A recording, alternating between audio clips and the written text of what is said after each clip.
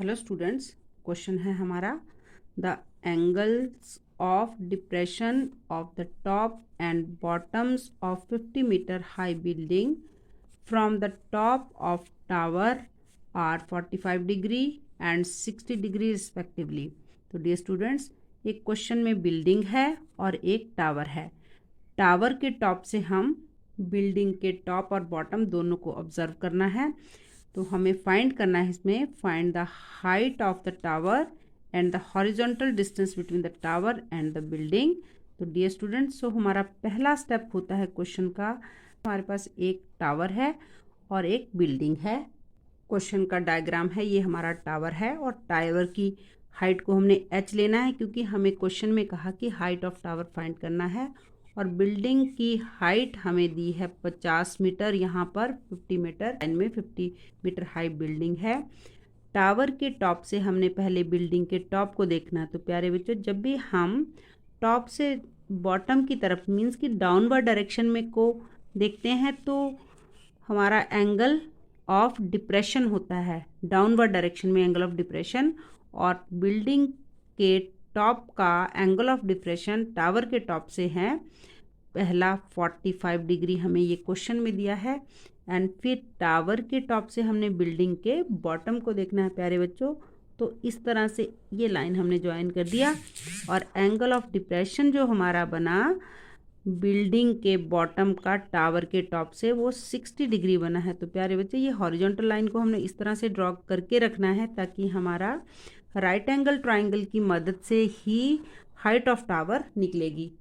प्यारे बच्चों, अगर ये हमारे पास इतना एंगल 45 है तो ये 45 हो गया क्योंकि ये दोनों लाइन जो है पैरेलल है और ये अल्टरनेट इंटीरियर एंगल है। अगर ये एंगल हमारा वो भी 60 डिग्री होगा क्योंकि ये दोनों लाइन पैरेलल है और ये अल्टरनेट इंटीरियर एंगल इक्वल होते हैं। ये स्टूडेंट्स, और ये 50 मीटर बिल्डिंग जो है, अगर हम इसको बिल्डिंग को ए और बी करते हैं और ये पॉइंट ई और एफ होता है तो ये इतनी हाइट भी 50 हो जाएगी, 50 मीटर है।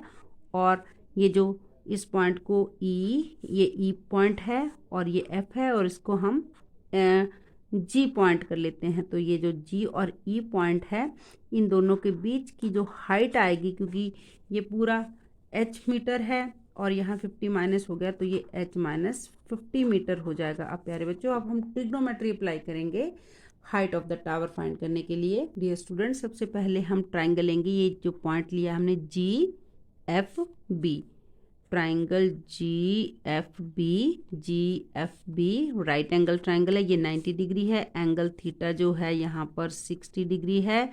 एफ और बी डिस्टेंस को हम अगर एक्स सपोज कर लेते हैं और जी एच जो हाइट है पूरी बॉटम से लेके टॉप तक, टावर की हाइट को हमने पूरा एच माना है। तो प्यारे बच्चों, यहाँ परपेंडिकुलर अपॉन बेस जो होता है वो टेंजेंट थीटा होता है और थीटा यहाँ पर 60 डिग्री है प्यारे बच्चों।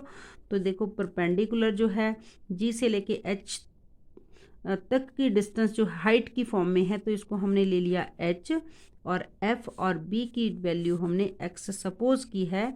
तो इस तरह से एच अपॉन एक्स और टेंजेंट 60 डिग्री √3 होता है और h के लिए हम √3 इंटू एक्स इस तरह से इक्वेशन बना के रख लेंगे। अब दूसरी राइट एंगल ट्राइंगल जी ई ए, ट्राइंगल जी ई ए, बेस इसमें है ए ई जो कि x के इक्वल है, तो इसको भी हम इस तरह से x ले सकते हैं। और जो यहाँ पे परपेंडिकुलर है वो g से लेकर e तक की डिस्टेंस, जिसको हमने h माइनस 50 सॉल्व किया है। तो यहाँ पर भी ये परपेंडिकुलर और ये बेस, परपेंडिकुलर है h माइनस 50 और बेस है यहाँ ई ए जो कि x है और एंगल यहाँ पर 45 डिग्री है, तो टेंजेंट 45। तो प्यारे बच्चों, ये परपेंडिकुलर अपॉन बेस जो है कि रेशो को हम टेंजेंट ट्रिग्नोमेट्रिक रेशो से रिप्रेजेंट करते हैं और टेंजेंट यहाँ पर दिया है 45 डिग्री। h अपॉन 50, x की वैल्यू हम राइट साइड में ले जाएंगे और टेंजेंट 45 1 हो जाएगा। डियर स्टूडेंट, जब हमने h की वैल्यू यहाँ √3x पुट अप किया 50 और यहाँ x √3 एक्स, एक्स हमारा लेफ्ट साइड आया, 50 राइट साइड जाता है तो पॉजिटिव हो जाएगा। एक्स अब हम कॉमन लेंगे तो √3 - 1 इज इक्वल टू 50 हो जाएगा।